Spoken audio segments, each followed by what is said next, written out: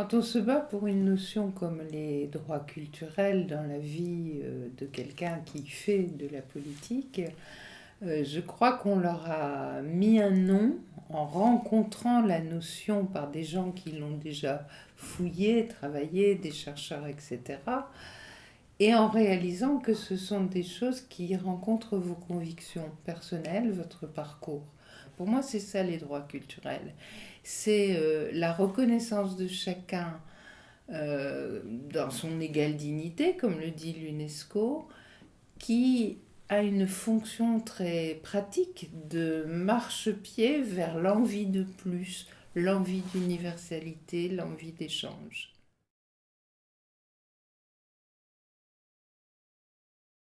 J'ai voulu inscrire dans la loi ces petits morceaux de conviction pièce par pièce. Et à force d'obstination, de connivence avec des copines militantes, on est arrivé pas après pas à faire passer ça. D'abord à titre individuel, petite initiative personnelle à l'intérieur d'une loi NOTRe, loi de décentralisation, tout simplement parce qu'il n'y avait pas de loi culture. On n'arrêtait pas de la promettre, elle n'arrivait jamais. Et puis l'Assemblée nous l'a censuré, balayé dans une méconnaissance totale en disant ça ne veut rien dire. Et puis c'est revenu au Sénat, entre-temps j'avais convaincu les autres. Donc là c'était plus des individus, c'était des groupes politiques qui ont soutenu ça. On allait jusqu'aux centristes quand même, depuis les communistes jusqu'aux centristes.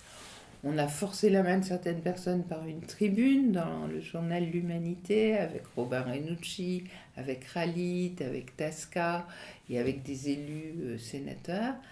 Ça a pris un peu d'ampleur. D'ailleurs, à l'Assemblée, ils l'ont censuré, mais ils ont dit c'est bien les droits culturels, mais la Commission ne veut pas. Donc déjà, le ton changeait.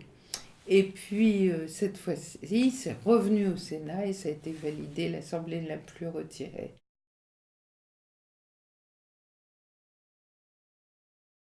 Alors moi je suis naïve et optimiste, donc je ne voyais pas pourquoi je n'aurais pas immédiatement soulevé un grand enthousiasme. Et là, blouf, le mur est tombé, mais pas du tout, on est radicalement opposés. Ceci s'oppose à la liberté de programmation. Et ça a été très très dur, et il a fallu un an de dialogue, d'Avignon en colloque, etc., pour bien montrer que ça ne s'oppose pas, au contraire, à la liberté de programmation, et que si peut-être des fous avaient perturbé des spectacles au nom des droits culturels, alors c'était à bas les fous qu'il fallait crier, et pas à bas les droits culturels, quoi. Voilà, et on a bien remis les choses en place, c'est apaisé.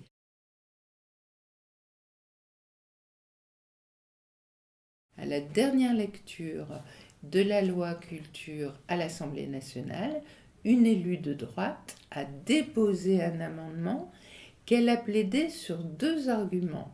Premièrement, ceci ne va-t-il pas obliger les collectivités à faire des choses qu'elles ne faisaient pas d'habitude et donc à dépenser plus?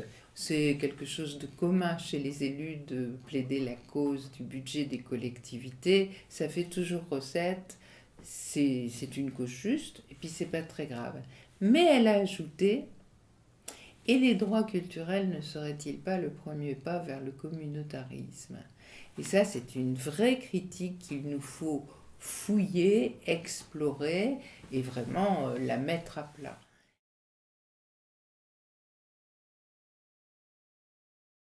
Je ne sais même pas s'il faut parler de laïcité, il faut simplement parler de diversité des cultures. Et quand on discute, je sais pas moi, avec le théâtre du Rond-Point et tout ça, ils sont d'une générosité sur la démocratisation où les bras nous en tomberaient, ils sont prêts à porter Molière la nuit à n'importe qui, sans comprendre que les oreilles n'entendront pas, que la soif n'y sera pas, parce qu'ils n'auront pas reconnu les autres dans leur vécu, dans leurs aspirations, dans leur rythme, dans leur lieu, dans leur pratique. Il y a eu des persiflages du genre, ah bah oui, si c'est pour faire du hip-hop et du rail à tous les étages, c'est pas la peine.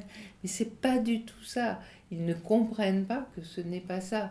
C'est peut-être simplement en commençant dès l'école, quand on nous apprend les vertus des racines latines et grecques, nous dire le nombre de mots qui viennent de l'arabe, simplement pour que des gamins reconnaissent la langue de grand-papa et de grand-maman en disant ah bon, les échalotes, ça vient d'Ascalon? Oh bah ça alors, c'est moi qui l'ai apporté. Je veux dire, il y a cette espèce de fierté retrouvée, quoi. Être reconnu dans ce qu'on est, dans sa double identité, etc. Cette main tendue n'existe pas en France. Et je crois que les traumatismes qui ont été causés par les attentats ont renforcé cette notion de parachutage des valeurs de la République, de parachutage des symboles nationaux, de parachutage de la laïcité, sans en montrer tout le plaisir qu'il y a à les vivre au quotidien. Et on aura beau chanter 50 fois la Marseillaise, graver au fronton de toutes les classes les trucs de la République, si la fraternité, elle ne se vit pas dans une espèce de plaisir collectif, de la solidarité au quotidien, ben on n'aura pas de République. Voilà.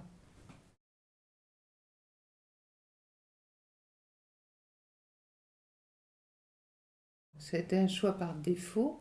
Ça a été des mauvais conseils de l'administration, etc., en disant mais non, c'est pas possible, vous n'avez pas le droit de faire cet amendement à cet endroit-là et tout ça.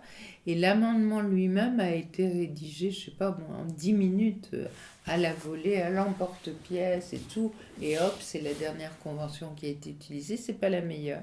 C'est pas celle qui est fertile sur les droits culturels. En même temps, je ne regrette pas parce que si nous avions dû nous référer à la précédente, on nous l'aurait reproché ici dans cette maison comme suspecte parce qu'on allait chercher quelque chose d'un peu obsolète alors qu'il y a quelque chose de plus frais.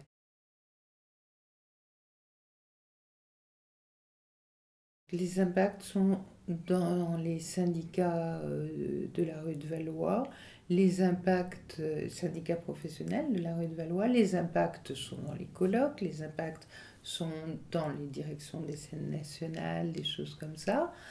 Mais ils ne sont pas encore au niveau des élus, sinon l'AMF qui dit oh là là, ça va pas nous coûter plus cher, avec une peur de perte d'autonomie des décideurs sur le mode est-ce qu'on va pas être obligé de faire ça et tout. Et on n'arrête pas de leur dire non, vous allez être obligé de réfléchir avec les gens, c'est différent, vous n'avez pas une obligation de résultat, vous avez une obligation de méthode, de mettre en œuvre la démocratie, vous allez être obligé de consacrer du temps.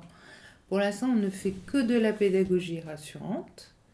Et après, il faudra faire de l'aide à la mise en œuvre. L'urgence, c'était le mettre dans la loi. Et si on ratait ce rendez-vous-là, je crois qu'on était reparti pour 10 ans. Comme disait Lucas, quand les poules auront des dents, quoi. Voilà.